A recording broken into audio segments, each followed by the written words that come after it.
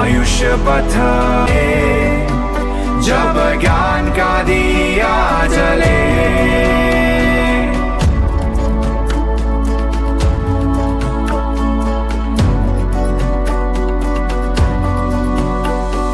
ज्ञान सबके लिए, ज्ञान पर सबका अधिकार।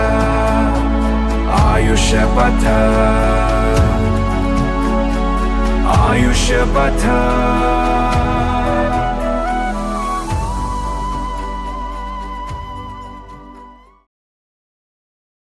नमस्कार दोस्तों, आयुष्य पथ में आपका स्वागत है, जहां हम प्राचीन विज्ञान को आधुनिक जीवन का आधार बनाते हैं। और आज हम एक ऐसी कुंजी के बारे में बात करने जा रहे हैं जो हमारे शरीर के अंदरूनी ड्रेनेज सिस्टम को फिर से चालू कर सकती है। बिल्कुल, शास्त्रों में इसे विषापाहारी भी कहा गया है, मतलब विष को हरने वाली। जी हाँ, आज हम शरीर की सफाई करने वाली सबसे शक्तिशाली मुद्रा, अपान मुद्रा, जिसे द डिटॉक्स मुद्रा भी कहते हैं, उस पर एक गहरी चर्चा करेंगे। और हम न केवल इसकी विधि और विज्ञान को समझेंगे, बल्कि एक ऐसा शक्तिशाली संयोजन भी जानेंगे जो आपके प्राण को पूरी तरह से जगा सकता है। बिल्कुल। तो चलिए सबसे पहले ये समझते हैं कि ये अपान मुद्रा आखिर है क्या, मतलब इसका नाम इतना महत्वपूर्ण क्यों है। देखिए, अपान का अर्थ है नीचे की ओर जाने वाली वायु। ये हमारे शरीर की वो ऊर्जा है जो नाभि से नीचे के अंगों को नियंत्रित करती है। अच्छा। और इसका मुख्य काम है विसर्जन, मतलब शरीर से गंदगी को बाहर निकालना। तो हमारी आधुनिक जीवन शैली में शायद ये प्रक्रिया कमजोर हो गई है। हम ग्रहण तो बहुत करते हैं। सही कहा आपने, ग्रहण बहुत है, पर विसर्जन की प्रक्रिया धीमी पड़ गई है। अपान मुद्रा इसी प्रक्रिया का आप कह सकते हैं मास्टर स्विच है। वाह! और इसे करने की विधि क्या है? क्या ये बहुत जटिल है? बिल्कुल नहीं।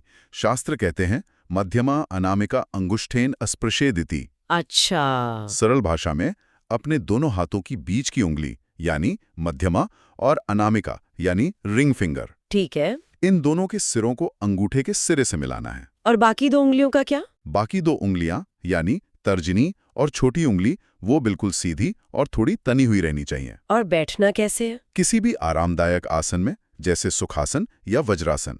बस रीढ़ सीधी रहे और हाथों को घुटनों पर रख लें, हथेलियां आकाश की ओर। तो उंगलियों के इस साधारण से स्पर्श के पीछे का विज्ञान क्या है? ये कैसे काम करता है? ये पंचतत्वों का एक बहुत ही अद्भुत समीकरण है। देखिए, हमारा अंगूठा है अग्नि तत्व, जो डिटॉक्स प्रक्रिया को ऊर्जा देता है। अग्नि, ठीक है। और अनामिका यानी रिंग फिंगर है पृथ्वी तत्व, ये शरीर के ठोस कचरे का प्रतीक है।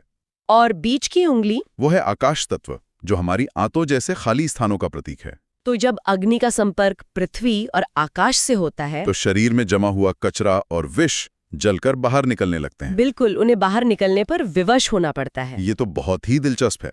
अब हम उस हिस्से पर आते हैं जिसका सबको इंतजार है। जी।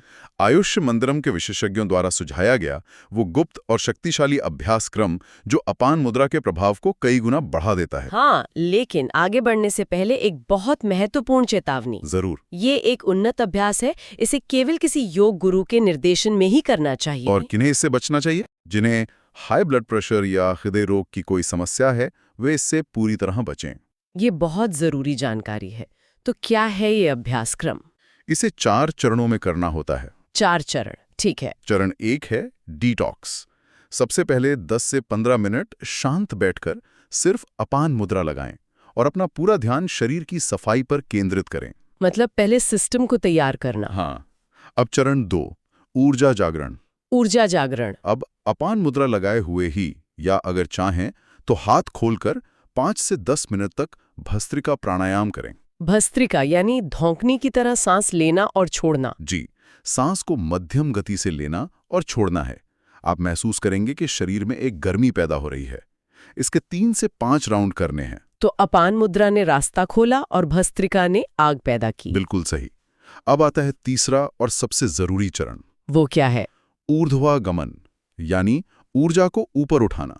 इसके तुरंत बाद 10 से 15 मिनट के लिए उत्तर बोधि मुद्रा लगाकर ध्यान करना है। उत्तर बोधि मुद्रा, वो कैसे करते? इसमें दोनों हाथों की तर्जनी उंगलियां ऊपर की ओर सीधी रहती हैं और बाकी उंगलियां आपस में गुंथी होती हैं, अंगूठे एक दूसरे को क्रॉस करते हुए नीचे की ओर। अच्छा, तो ये ऊर्जा को ऊपर की तरफ खींचती है। हाँ, महसूस करना है कि भस्त्रिका से जो ऊर्जा पैदा हुई वो अब नीचे से ऊपर की ओर उठ रही है।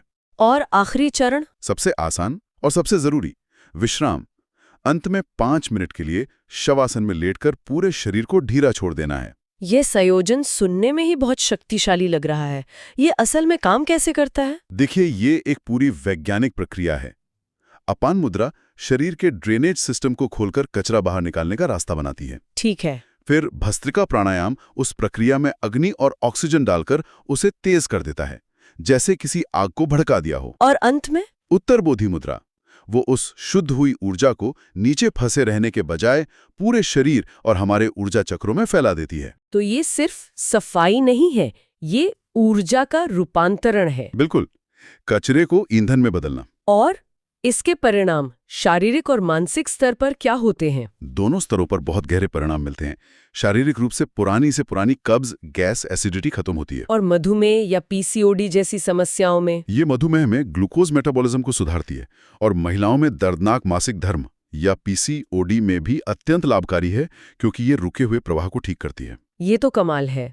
और मानसिक स्तर पर आपने डर और चिंता की बात की थी। हाँ, जब पेट का कचरा साफ होता है तो मन में बैठे अनजाने डर, चिंता और घबराहट का भी नाश होता है। मतलब गट और ब्रेन का कनेक्शन। जी, पेट साफ तो मन साफ, आत्मविश्वास अपने आप बढ़ता है। अच्छा, अब कुछ सावधानियों पर भी बात कर लेती हैं, ये बहुत जरूरी है। जी बिल्कुल। जैसा पहले बताया, गर्भावस्था, मासिक धर्म, चक्कर आने या हृदय रोग में ये एडवांस्ड अभ्यास तो बिल्कुल ना करें। और भस्त्रिका की गति, उसे कभी भी बहुत तेज गति से ना करें, हमेशा मध्यम गति रखें। और अगर कोई सिर्फ अपान मुद्रा कर रहा हो तो गर्भावस्था के पहले 8 महीनों में ये मुद्रा बिल्कुल ना करें। ये गर्भपात का खतरा पैदा कर सकती है। लेकिन 9वें महीने में? हाँ, 9वें महीने में ये नॉर्मल डिलीवरी में सहायता करती है। और अगर दस्त या डायरिया हो तब भी इसे ना करें। एक बहुत ही आम सवाल है, क्या इसे भोजन के तुरंत बाद कर सकते हैं?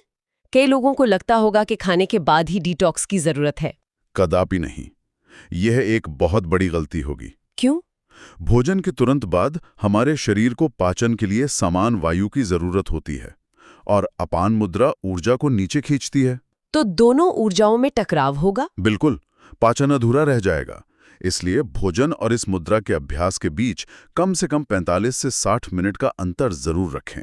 ये तो बहुत ही स्पष्ट हो गया। तो आज हमने न केवल अपान मुद्रा की शक्ति को जाना, बल्कि उस उन्नत अभ्यास को भी समझा जो हमारे भीतर ऊर्जा की एक नई क्रांति ला सकता है। सही कहा, हमारा शरीर एक मंदिर है। बिल्कुल। और इसे स्वच्छ रखना हमारा परम कर्तव्य है। बिल्कुल। हम प्रार्थना करते हैं कि आप स्वस्थ रहें, निरोगी रहें। सर्वे संतु निरामया। ओम शांति शांति शांति। इस गहन चर्चा में हमारे साथ बने रहने के लिए धन्यवाद। आयुष्य पथ के अगले पड़ाव पर आपसे जल्द ही मुलाकात होगी। जी। और जाते जाते एक विचार आपके लिए छोड़ रहे हैं। आज हमने शरीर से भौतिक विष निकालने की बात की, पर क्या हमारे विचारों के विष को निकालने के लिए भी कोई मुद्रा हो सकती है? इस पर सोचिएगा जरूर।